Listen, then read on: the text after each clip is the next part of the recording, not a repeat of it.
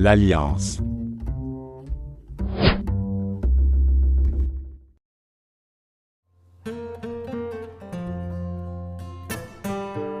Il était une fois dans une contrée lointaine. Vivait un animal appelé Buffle. C'était un animal très fort. Personne n'était plus fort que lui, mais le secret de sa force émanait d'une alliance qu'il avait faite avec un sage babouin, qui lui dit ceci. L'alliance que je tisse avec toi sera une aide. Pour toi et pour les autres, ta force devra toujours être au service des autres. Tu devras aussi aider ceux et celles qui te détestent, et que tu détestes. Et le vieux sage lui offrit un collier sur lequel il dit. Ne laisse personne toucher ce collier, si par malheur, quelqu'un le touchait tu mourrais.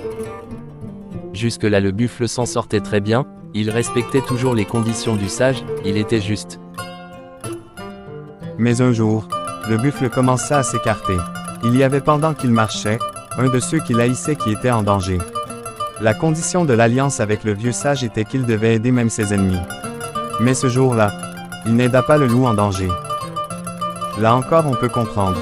Il n'y avait pas de châtiment s'il n'aidait pas les gens, mais il va aller jusqu'à donner son collier à une girafe disant « Ce vieux sage est fou. C'est ma force, elle m'appartient. Je n'ai plus besoin de cela, je vais toujours réussir. » Et il alla combattre un lion qui attaquait la contrée. Mais, ce jour-là il fut battu et périt à cause de l'alliance bafouée. Combien de fois nous aussi avons fait cette erreur? On tisse une alliance, et on la brise par orgueil etc. Que ce soit à Dieu ou à nos frères, amis et connaissances.